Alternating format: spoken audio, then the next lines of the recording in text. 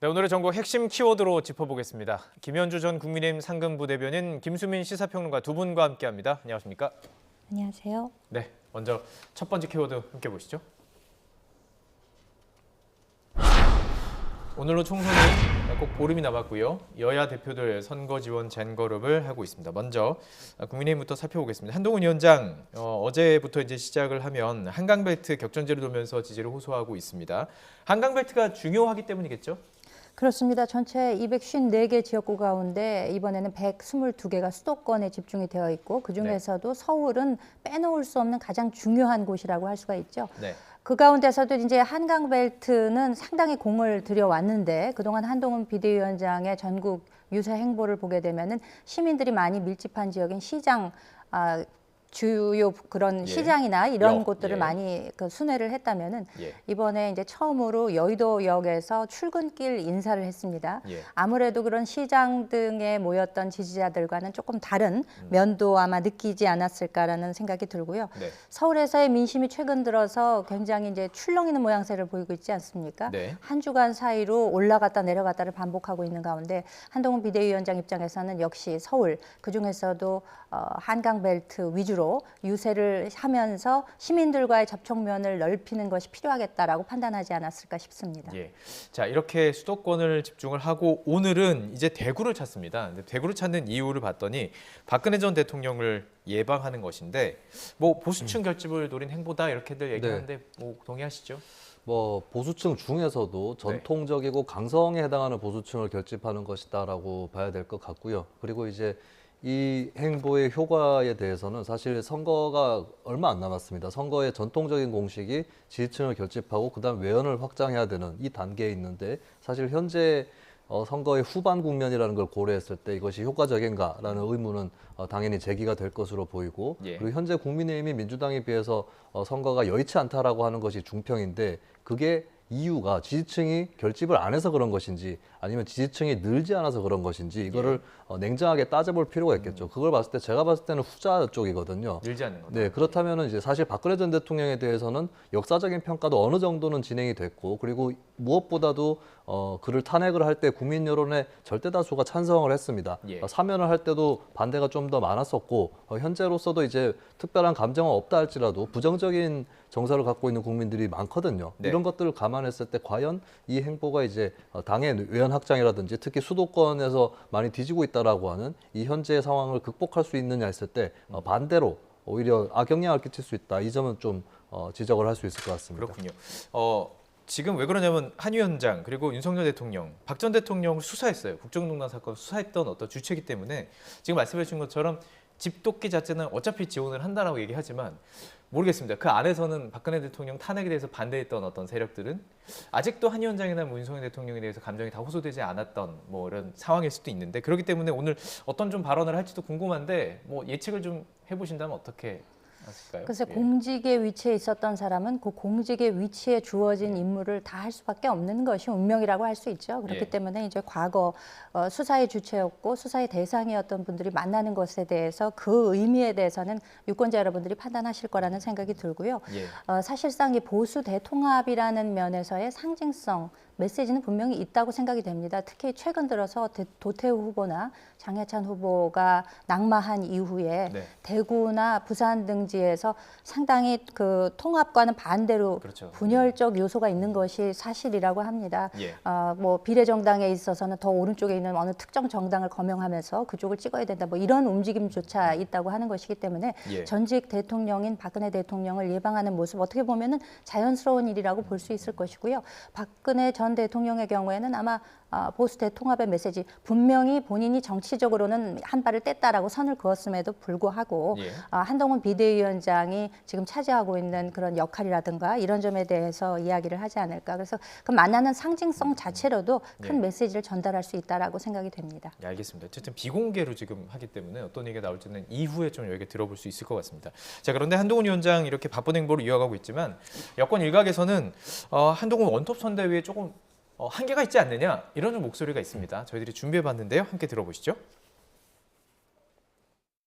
저쪽은 뭐 조국, 이낙연, 이준석, 그다음에 뭐 이재명 등등의 스피커 수가 워낙 많다 보니까 한동훈 한 명이 중과부적이 아닌가 이제 이런 우려들이 조금 있는데 예. 국가의 원로들 또 보수 진영의 원로들이 한동훈 비대위원장을 옆에서 보좌하면서 네. 국민들에게 국가에 나아갈 방향들 또 국민들이 가려운 방향들을 함께 좀 의견을 나눠주셨으면 어떨까 싶어요. 보면 뭔가 좀 중후한 스피커들이 한 두어 분 더 생겼으면 좋겠어요. 자, 원톱 선대위에 대해서 여러 가지 뭐 이야기가 있었고 뭐 장점, 단점 막 분석도 했었는데 지금 보면 또 단점을 얘기하는 것 같아요. 예. 네, 단점일 수밖에 없습니다. 그러니까 현재 국민의힘의 전체 선거를 소화하는 대오를 보면 일렬 종대로 서 있다시피 하거든요. 그리고 제일 앞에 한동훈 위원장이 있는데 한동훈 위원장이 가려서 다른 멤버들이 잘 보이지 않는 그런 상황이고 이게 대선처럼 마치 선거를 치르는 느낌이 드는데 예. 대선하고 총선은 많이 다릅니다. 총선은 어느 정도는 좀 다원화될 필요가 있고 후보들의 몇몇 포스트에 있는 후보들이 드러날 필요가 있는데 지금 현재 국민의힘은 아이돌 그룹들 보면 이제 릴레이 댄스라고 있어요. 일렬로 서서 한 명씩 추고 그 다음으로 바뀝니다. 많이 근데 지금- 보시나요? 예, 근데 저도 곧잘 보는데 예. 근데 지금 국민의힘은 릴레이 댄스가 아니라 꼭지점 댄스예요. 예. 그것도 일렬 종대로. 그러니까 뒤에 멤버들이 안 보이는 앞에 있고 상황이라는 옆으로 거죠. 쫙 그래서 빠지는, 한동훈 위원장 혼자 하는 것이고 한동훈 위원장이 어떻게 보면 국민의힘 출신이 아니기 때문에 처음에 신선한 이미지가 있어서 국민의힘 지지율을 올 초에 어느 정도는 올렸습니다만 네. 이제는 이 한계가 드러나면서 같이 국민의힘이 한계에 빠지는 상황이거든요. 예. 그렇다면은 이게 원톱 체제로는 지금 해결될 일이 아니다. 그리고 한동훈 위원장의 정치 경험이 짧다든지 이런 것들이 지금은 다 단점으로 작용을 하고 있고 예. 또 한동훈 위원장이 너무 다변으로 비춰졌어요. 여러 가지 말들을 많이 했습니다. 예. 그것이 의존도도 키웠거니와 그리고 여러 가지 말 중에서 주로 기억나는 것이 키워드로 치면 종북, 뭐 이재명 민주당, 네. 뭐 조금 더 나아가서 재개발 정도 수준이거든요. 그러니까 네. 민생 얘기를 할 때 입에 안 붙는 듯한 느낌이 있는 거예요. 예. 이런 걸 봤을 때는 이거는 다른 플레이어가 와서 보완을 하고 같이 해주지 않으면 좀 예. 극복하기 어렵지 않을까 저는 그렇게 봅니다. 다른 플레이어. 자, 그럼 누가 있을까요? 지금 중도 확장을 말씀하셨었기 때문에 중도 확장을 할 수 있는 인물이라 그러면 사실은 떠오르는 게 유승민 전 의원이에요. 과연 이 플레이어의 역할을 받아들일지도 관심이고 과연 요청을 할지도 관심이고요. 어떻게 보십니까? 그러니까 결국 이게 이제 지지율의 문제거든요. 그 여러 가지 여론조사의 결과가 국민의힘에 유리하게 나왔었다면은 원톱 이게 역시 먹혔다 이런 그 이야기들이 나왔을 잘 텐데 됐으면. 결국 예. 조금 지금 녹록치 않은 상황이 연출이 되다 보니까 원톱은 한계가 있는 것이 아니냐 이런 이야기가 나오고 보다 스피커가 다양화될 필요성이 있다라는 주장도 나오는 것이죠. 예. 말씀하셨다시피 이제 중도로의 확장을 생각한다면 가장 먼저 상징적으로 떠오르는 인물은 유승민 전 맞습니다. 의원인 것이 사실입니다. 하지만 지난 뭐 지선 과정을 통해서도 그렇고 최근에 이제 공천 과정에서도 뭐 강남 쪽 이런 쪽에 상징적으로 공천을 해야 되는 것이 아니냐라는 주장도 있기도 했었어요. 예.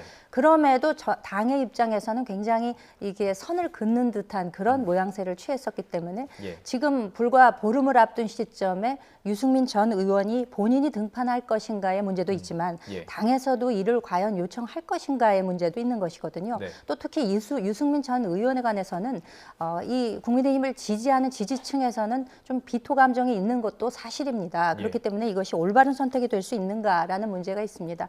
뭐 흔히 빅스피커라고 하면은 국민의힘 계열에서는 이제 홍준표 대구시장 정도가 있을 텐데 이제 네. 공무원 중립 의무가 있기 때문에 적절히 나서기는 좀 어려운 형편일 것이고 예. 원로들 중에 저는 언뜻 생각나는 분은 정홍원 전 총리가 계십니다. 예. 지난 대선에서 선대위원장도 하셨고 그렇기 때문에 뭐 이런 분들 좀 중후한 느낌의 그 국민의힘을 대표할 수 있는 대표성이 있는 분들 이런 예. 분들이 좀 나설 수는 있겠으나 지금 시점상 너무 좀 짧은 시간이 남지 않았나라는 아쉬움은 있습니다. 예, 그렇군요. 유승민 전 의원 혹시 요청이 간다면은 본인은 받아들일까요? 본인이 어떤 정치적인 득이 있어야 될 텐데. 네. 일단 그 받아들이려면 그동안에 좀 공을 들였어야 되는 부분인데 유승민 전 의원 등판론이 나온 지는 꽤 됐어요. 사실 제가 기억나는 게 이 자리에서도 한번 다뤘었고 예, 맞습니다. 그 당시에 저 맞은편에 나왔던 모 국민의힘 패널께서는 우리 당은 유승민을 공천도 할 수 있고 쓸 수 있다라고 호언을 하셨는데 전혀 지금 그런 결과로 이어지고 있지 않거든요. 네. 그 상태에서 이미 유승민 전 의원도 좀 속으로 김이 새지 않았을까 이렇게 보여지고 예. 근데 이런 건 있을 거예요. 현재 선거에서 유승민 전 의원이 등판을 했는데 국민의힘이 졌다라고 했을 때 유승민 책임이다. 예. 이렇게 말이 나올 가능성은 별로 없다고 봅니다. 졌다면은 이제 윤석열 대통령이나 한동훈 위원장 때문에 졌다 이런 말이 나올 것이고 유승민 전 의원이 이제 구원투수로서 등판을 하는 것인데 네. 뭐 그 부분에서는 오히려 부담 없이 등판할 수는 있겠다. 이미 국민의힘한테 좀 불리하게 부담이 없다. 돌아가고 있는 상황이기 때문에 만약에 유리하게 돌아가는 상황인데 등판했다가 잘 안 되면 그 덤터기를 쓸 수도 있겠죠. 근데 그건 아니기 때문에 유승민 전 의원이 그 점은 좀 고려를 해볼 수 있지 않을까 이렇게 전망을 해봅니다. 자, 알겠습니다. 이제 민주당 얘기를 좀 해볼게요. 더불어민주당은 이재명 대표 경남 일대 낙동강 배틀을 찾아서 표심을 호소했습니다. 민주당 측에서도 낙동강 배틀을 얻어내는 게 상당히 중요하다고 판단하고 있는 것 같아요. 그렇죠. 예. 지난 총선에서 9석 가운데 5석을 얻었는데 이번에 이제 한 지역구가 늘어났습니다. 총 10개의 지역구 가운데 과연 어느 정도나 차지할 수 있을 것인가. 지난 그 연초에 이재명 대표의 피습 사건 이후에 사실 부흥구경에서 민심이 그 민주당 측에 상당히 좋지 않게 돌아갔던 것이 사실이고 네. 또 민주당의 공천 내홍 국면에서 이것이 올라오지 못하는 모양새였는데 네. 지금 그 이후에 이제 정권 견제론이 힘을 받으면서 지금 실제 각 지역구의 여론조사 결과를 보게 되면 국민의힘에는 상당히 좀 불리한 그런 여건이 펼쳐지고 있다고 할 수 있겠습니다. 그렇기 예. 때문에 지금 이재명 대표 입장에서는 부울경에서 과연 어느 정도를 차지할 수 있느냐. 이제 예. 기본 표수 가지고 들어가는 게 있잖아요. 뭐 예. 민주당이면 이제 호남이라든가 경기 일대, 그리고 또 국민의힘의 경우에는 뭐 TK나 부산에서 기본적으로 가지고 가야 되는 의석수가 있는데 여기에서 좀 반전을 꾀할 수 있는 것이 아닌가라는 생각을 분명히 민주당 측에서는 할 수밖에 없는 것이고 예. 그렇기 때문에 잦은 발걸음을 이쪽으로 하는 것이 아닌가 그렇게 생각이 됩니다. 자, 이 발걸음에서 메시지를 좀 강조를 해보면 메시지를 좀 집중적으로 들여다보면 이재명 대표 상당히 강한 발언을 계속하고 있고 정권 심판론을 계속 강조하고 있습니다. 이 부분은 전략적으로 어떻게 분석하고 계세요? 옳다고 보시는지요? 예. 네, 일단은 뭐 정권 심판론 강조하는 거는 야당 입장에서는 당연할 수밖에 없겠고요. 그러니까 네. 원론적으로만 당연한 게 아니라 현재 정세도 그렇습니다. 정권 심판론이 부상을 하면서 또 야당한테 유리하게 돌아가는 것이 사실이기 때문이죠. 그리고 이번 총선이 4년 전 총선하고 다른 게 사실 4년 전에는 민주당이 부산, 울산, 경남에서는 좀 불리했었어요. 왜냐하면 이미 2016년 총선에서 민주당이 선전을 그 지역에서 했었고 2018년 지방선거에서는 압승을 했었거든요. 네. 근데 그러면서 그 지역의 중도층이나 스윙보트 유권자들이 민주당을 이만하면은 굉장히 많이 시켜줬는데 네. 실망스럽다는 여론, 그리고 그 당시는 또 문재인 정부였습니다. 또 총선 전에 조국 사태도 있었고 이런 것들이 반영이 되면서 오히려 사실 전국적으로는 민주당한테는 굉장히 좋은 환경이었지만 부산, 울산, 경남 이 영남 지역에서는 민주당한테 불리한 환경이 지난 4년 전의 총선이었거든요. 네. 근데 이번에는 바뀐 것이 있다. 가장 크게 바뀐 것은 정권이 바뀌었습니다. 그렇다면은 부산, 울산, 경남의 수많은 그 스윙 보터들의 핵심 타겟, 화살이 되는 방향도 이제 문재인 정부는 사라졌기 때문에 네. 윤석열 정부가 된 거죠. 그럼 윤석열 정부에 대한 심판이라든지 그리고 이 정부가 부산, 울산, 경남에서 표를 많이 얻어서 출범을 한 정부인데 지역에 무엇을 해줬는가 이런 부분들에 대해서 현 정부 심판론이 불거질 수밖에 없고 예. 그 점을 당연히 민주당은 활용을 하는 거겠죠. 예, 그렇습니다. 정권 심판론에 대해서 민주당이 강조하고 있고요. 또 윤 대통령의 최근 그 대파 발언을 두고 야당이 뭐 상당히 비판의 수위를 높이고 있습니다. 오늘 아침에 김부겸 상임공동선대위원장도 이 얘기를 계속 이어갔는데요. 저희가 준비해봤습니다. 함께 들어보시죠. 이 낙동강 쪽은 어떤 것 같습니까, 보시기에? 제가 어제 다녀왔는데 무엇보다도 이 지역 경제가 너무 어려워요. 그러다 보니까 이제 그분들이 이게 정말 이거 아니지 않냐, 뭔가 자신들의 이야기를 하고 싶은데 네. 막 그걸 우리 후보자들이 잘 이렇게 호소를 하고 있는 것 같습니다. 우리 대통령님뿐 아니라 여러 관계 장관들이 제발 좀 현장에 가서 그 사정이 어떤지. 지난번에 그 대통령께서 그런 갑자기 이벤트식으로 하다 보니까 대파 한 돈 들고 현실을 전혀 모르는 가격을 말씀하시고 이래가지고 지금 논란이 됐지 않습니까? 그렇게 말씀드리고 싶습니다. 예, 뭐 질문은 이제 발언은 이제 대답을 하다 보니까 여기 대파 얘기까지 나오게 됐는데 결국 그만큼 야당에서는 지금 뭐 정권 심판론, 윤 대통령의 어떤 그 과정들을 지금 공격을 하고 있는 것 같습니다. 지금 말했던 그 대파는 뭐 한단어이고 875원 얘기했던 그 부분인데요. 뭐 이것과 관련해서 좀 논란이 있긴 하더라고요. 예. 그런데 이제 그 당시 예. 하나로마트에서 대통령께서 그 발언하셨을 당시에도 이것이 이제 특가로 기획돼서 나왔던 상품이라는 점을 후에 붙여서 말씀을 하셨는데도 이것을 가지고 지나치게 대파 흔들기를 하고 있다. 그래서 어제도 윤희숙 의원이 그 점을 지적하지 않았습니까? 예. 그리고 지금 뭐 전국민 지원금 이렇게 하자는 공세 이런 것들은 전형적인 포퓰리즘이라고 그렇죠. 저는 민주당에서 생각을 1인당 합니다. 25만 원 지급하자 이 부분. 그렇습니다. 과거 지난번 총선 때도 팬데믹으로 인해서 전 국민 재난지원금을 이제 냈었는데 네. 그것이 과연 옳은 판단이었느냐에 대한 그 판단은 지금까지도 보류 상태로 남아 있는 거죠. 결국 그때의 여파가 지금까지도 남아서 고물가로 이어질 수 있다라는 것이고 이것이 이제 정책적으로 과연 소득 주도 성장과 다를 게 무엇이냐. 기본적으로 주어지기만 하면 이것이 어떤 경제 활성화로 이끌어질 것이다. 지금 물가를 잡자고 돈을 더 풀자고 주장하는 것은 사실상 경제학 논리에 입각해서 볼 때도 네. 말이 안 되는 주장이다라는 것이 이제 국민의힘의 입장인 것이고요. 예. 총선을 앞두고 있을 때마다 이런 식으로 전 국민 재난지원금을 푸는 것이 과연 맞는가? 이게 관리화되는 것이 아니냐? 그럼 예. 요 다음 총선에도 무슨 구실을 만들어서 또 돈을 풀 것이 아니냐? 이런 우려도 있는 것입니다. 결국에는 이제 재정 부담 문제인데 예. 13조 원밖에 들지 않는다. 뭐 세발의 피다 이런 이야기를 하셨는데 네. 과연 그게 그 정도의 규모라고 누가 판단을 할 수 있겠습니까? 이런 예. 재정 부담이라고 하는 것은 결국 미래 세대의 부담으로 돌아오는 것이기 때문에 그렇게 책임감 없는 주장을 해서 국민을 호도하려고 하는 것이 맞는가를 예. 지금 지적하고 있는 것이죠. 그렇습니다. 이제 민생 얘기를 하다 보면은 결국에는 두 당의 색깔이 확실히 다른 게 느껴지고 시장을 바라보는 시각도 다른 건 알겠고 경제적인 어떤 부응책도 다른 것이 좀 느껴집니다. 그러니까 지금 이재명 대표 같은 경우는 돈을 풀어서 이 돈을 쓰게 만든다는 거죠. 그래서 시장을 활성화시킨다는 주장인 것이고 이것에 대해서 어쨌든 국민의힘 같은 경우는 그냥 3자녀 이상 가구의 자녀 등록금을 전액 면제하겠다 이런 공약을 내놨어요. 어쩌면 이런 토론은 되게 바람직한 토론이기도 합니다. 네. 이거 어떻게 이 과정 어떻게 지켜보실지 궁금해요. 일단 민생 복지에 관련된 방안들을 내놓는다는 것은 저는 일단 긍정적이라고 봐요. 다른 거 가지고 입씨름하는 것보다는 훨씬 낫다. 뭐 몇 달 전에 있었던 홍범도 장군 문제라든지 이런 걸로 논쟁하는 것보다는 훨씬 생산적이고 국민들도 개입하기가 쉽다. 네. 왜 이런 주제는 사실 국민들이 한마디씩 거들기 상당히 좋아요. 그렇기 때문에 민주적으로 토론을 하는데도 도움이 된다. 이 점은 분명히 말씀을 드립니다. 근데 제가 지적을 하고 싶은 것은 일단 뭐 여당에서 또 등록금 전액 면제 공약을 내놨는데 여러 가지 의문이 나올 수밖에 없는 게 첫 번째는 그러면 왜 지금까지는 시도를 안 했냐 이겁니다. 그러니까 국민의힘이 물론 여소야대이기 때문에 법안을 통과시킬 수 있는 여력은 없지만 근데 이 정도 공약이면 사실 민주당도 거부하기는 어려웠을 텐데 예. 왜 정권을 잡은 지 몇 년이 지나도록 하지 않았는가 시도를 안 해봤고 또 이제 하자고 야당한테 얘기 안 해봤는가 예. 또 나아가서는 이런 것까지 나올 수도 있어요. 왜 그럼 이런 걸 하려면 야당 대표가 피의자든 피고인이든 이걸 떠나서 만나서 얘기를 해야 될 텐데 왜 그런 건 안 했는가? 만나지 않았나? 예, 그러면 진작에 왜 안 했는가? 이 질문이 제기가 될 수 있는 거고요. 두 번째는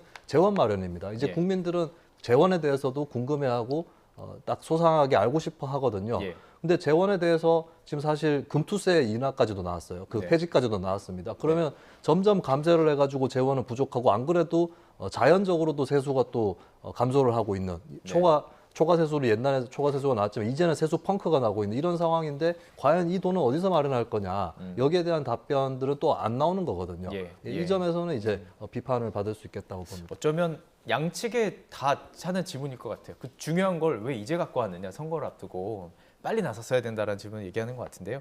자, 알겠습니다. 이 정책적인 것도 좀 짚어봤고요. 자, 마지막으로 오늘 이제 대장동 재판에 이재명 대표가 출석을 하게 되고 앞으로도 지금 총선 전에 한 4번 정도가 있을 것으로 보이는데 사법 리스크가 과연 이 총선에 어떤 영향을 끼칠까요? 어떻게 보십니까? 그 사법 리스크 이야기는 사실 지난 대선 때부터 이미 다 노출이 되었던 것이기 때문에 재판의 출석 여부 자체가 총선에 어떤 구체적 영향을 미친다고 볼 수는 없을 것 같습니다만 예. 그럼에도 이 한 국가의 민주주의 체제를 구성하는 한 축이라고 할 수 있는 사법 시스템을 상당히 무력화시킬 수 있는 이런 행동들을 책임 있는 야당의 대표가 하고 있는 것이 과연 적절한가에 대한 것은 분명히 지적이 있을 수 있다고 생각이 됩니다. 예. 지난 12일에 무단으로 이제 지각 출석을 했고 19일에 무단 불출석을 했죠. 법원에서 나와야 한다라고 얘기를 했음에도 불구하고 안 나가고 22일에 공직선거법 재판에도 역시 무단 불출석을 했습니다. 예. 공직선거법 재판의 경우에는 궐석일 경우에도 재판을 진행한다라고는 되어 있으나 이것이 참석하지 않아도 된다라는 면죄부는 아닌 것이거든요. 예. 그럼에도 불구하고 형사재판뿐만 아니라 공직선거법 재판에도 무단으로 불출석을 하게 된다면은 예. 우리의 사법 시스템을 무력화시키는 것이고 과연 야당 대표라는 입장이기 때문에 저렇게 재판정에도 나가지 않아도 되는 것이 아닌가. 예. 일반 국민이라면 상상도 못할 일들을 이렇게 하고 있는 것에 대해서는 분명히 유권자들께서 지켜보고 계시다라는 말씀을 드리겠습니다. 알겠습니다. 앞으로의 또 재판 내용들도 상당히 관심이기 때문에 재판 가는 과정 앞으로 한 4번 정도가 또 있기 때문에 과연 뭐 재판 보는 것을 어떤 불출석 어떤 부분에 대해서 받아들일지라고 또 상당히 관심이고요. 지켜보도록 하겠습니다.